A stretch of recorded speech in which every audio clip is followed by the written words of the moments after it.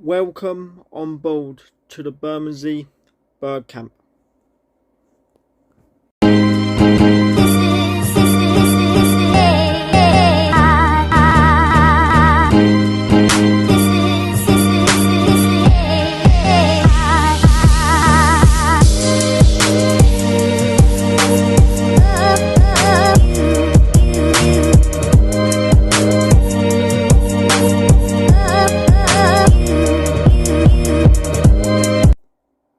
Hello, welcome back to our channel. Please remember to like, comment, subscribe and share. This is Behind Closed Doors, episode 36 I do believe. Reacting to the news that broke yesterday. Come out of that absolutely nowhere, didn't it?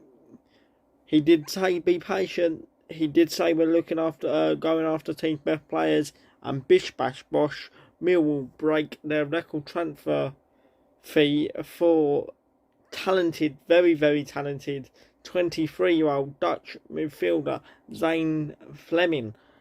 Just wow, he looks amazing. Look, he hasn't even kicked yet in a Mill shirt, and I'm telling you now, he is going to be absolutely different gravy. There is reports going around in Netherlands that he's signed a 3-year deal. Millwall tend not to announce their contract lengths. Millwall tend not to announce their transfer fees. But look, it's anything up to a 3, 4, 5-year deal, I do believe. He's here to stay, and wow, what an absolute player. What a player. If you haven't checked the first official video that I've done on him, it's up on my YouTube channel. Go and check it out. He looks an absolute player. Yeah, and he's already got a nickname in him. Let's keep that. That's sick. That is. The Bermondsey Bergkamp. We got to keep that. We got to flipping let it circulate, get it everywhere, make him know of it.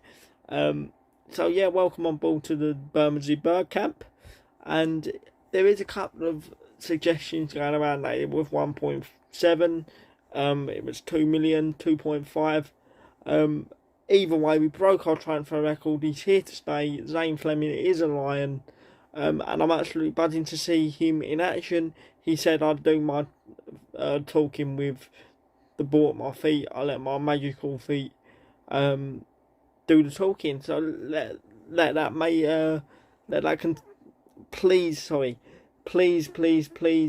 hope this works out for him. It's going to take him time to adjust to English football, adjust to his new teammates, adjust to his new home, which is the Den, and I can't actually believe we've signed him. Napoli were after him, by the way. The Giants are Napoli of Italian football, and we've beaten off competition in the Netherlands, and also Forest for his signature. So I clap the club. We need more though. We need more. I am going to be back a little bit late. I'm reacting to the news that we broke today. Very interesting. Keep an eye out for that one. Yeah, so welcome on board to the Bermondsey Bergkamp. I will pass you over to Zane now for his first official interview as a Millwall player. Respect what signing that is. He's got potential to be the best midfielder in the Championship. Over and out. I'm absolutely buzzing about this already. We haven't even seen him kick a ball yet, but trust me, he is going to be absolutely different gravy. Welcome on board to the Bermondsey Bergkamp. First of all, welcome to Millwall Football Club. How excited are you to get going here at the Den? Yeah, thank you. Obviously a lot. It's a big move for me as well, my career, to join England, like the home of football, as like you say it. And then especially at a club with such a strong identity and such a strong big passion, and I like this. It's certainly an iconic football club you're joining, with passionate fans who really get behind the team. We had the fixtures out yesterday, the first game of the season at home. You must be really looking forward to that. Yes, of course. It's also the first thing you look up when a club shows interest is to know a little bit more about the club. I think almost all of Europe knows already a bit about Millwall, about how passionate the fans are, and then to start the season with a home game, this is the perfect start if we win, of course. It's obviously a big move for you and a big move for your family as well. Just talk about how the move came around. Obviously, the manager, Gary Rowett, has been a long time admirer of yourself, and that must play a really big factor and give you a lot of confidence. Yes, in the end, this was also like a main aspect why I chose to join here, because already last summer the coach but also the board wanted to bring me in. Then it didn't work out. Then last winter they came again, and then this summer they come again. And then you're like, this is a club who really wants me, and this is a nice place for me to have the possibility and to have the chance to show myself in England and outside of the Netherlands. When you're making such a big move like that, to have a club that really feels as though they love you a lot and back you a lot, that has to reassure yourself and your family a lot as well. Yes, of course, and it's also a privilege because in football there are also many transfers where you have to just take what you get, you know what I mean? And you're not always in a situation where you have the possibility to choose, or maybe that you already know that clubs will come and clubs are also willing to pay a transfer fee to bring you in. So everything feels like a big privilege, and then if they are so excited to bring you in, then of course you think this is a good place for me to develop myself. You talked about the club being well known around Europe. Is there a similarity between the fans here and the fans in the Netherlands, where there's also a lot of passion and a lot of pride for their club? No, I think I don't want to be negative about the Netherlands, more positive about England, but you cannot even compare it.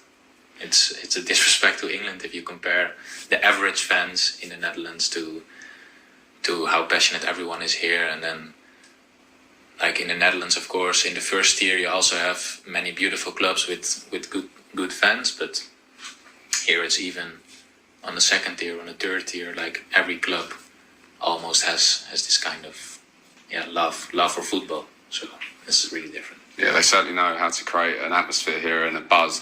Just talk to us about what the fans can expect from you. What sort of player can they expect to see on the pitch? Yeah, my position I would like to play, or I prefer, is as an attacking midfielder. Really eager to getting into the box, arriving there, finishing crosses, for example, but also making runs in behind and getting behind the defense. What I said, the crosses with one-touch finishes. I'm good with my right foot, with my left foot, and also strong with the head. And then further, I can also make goals from outside of the box with good shooting, with also my both feet. Yeah, I'm almost only talking about scoring, but this is also the main thing I'm focused about. I'm always looking for opportunities to score, and this is like my main focus every time to help the team getting goals. And I believe I can do this on a lot of different ways. Yeah, we don't mind if you score the goals. We've also seen the iconic celebration, which we're looking forward to see. Just explain, where has that celebration come from? Yeah, this comes from a long time ago already. I think when I was 17 years or something, when I was at the youth academy of Ajax. I was really small at the time, so I was like the shortest guy on the team for a long time, and then really late, like around 16, 17. My growth was eventually starting.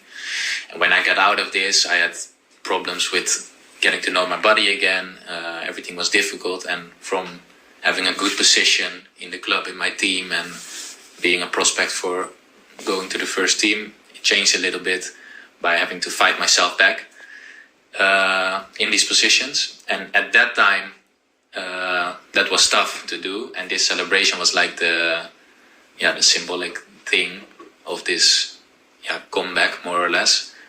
And it refers to Nate Diaz, the UFC fighter, who at that time won the fight from Conor McGregor, and always has this celebration. And then one time I just did it for fun, and then it was like, I just keep doing it. And now several times I also thought like, should I keep doing this, because it became like a big thing. But then it was also like people just recognize me of it. So right now when I'm in my hometown, Amsterdam, and someone sees me and he says like, hey, I love this, man. So it's like, it also feels like an obligation to keep doing this because it became part of my image. And honestly, it also gives like, to activate all your muscles after a goal with the adrenaline which is coming and looking into the fence. It also, gives A lot of excitement. yes, and it makes the moment even better. Well, we want to see plenty of that this season. And just finally, you've had a little tour around the Den. You've been on the pitch, but hopefully you're going to be scoring lots of goals. What are your first impressions of the Den, which is going to be your home now? Yeah, you see that this is like a real classical stadium. When I was younger, with my little brother, my older brother, and my father, we used to visit England at Boxing Day because then finally we could see some Premier League games then at the time.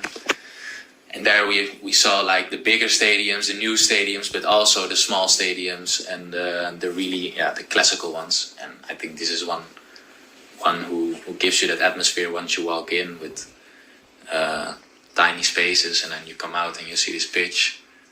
Yeah, it's just what I say. Everything here, also in England, but especially here, it feels just that it breeds football and love for the game and love for the club. And while walking around here, you're already feeling that as well.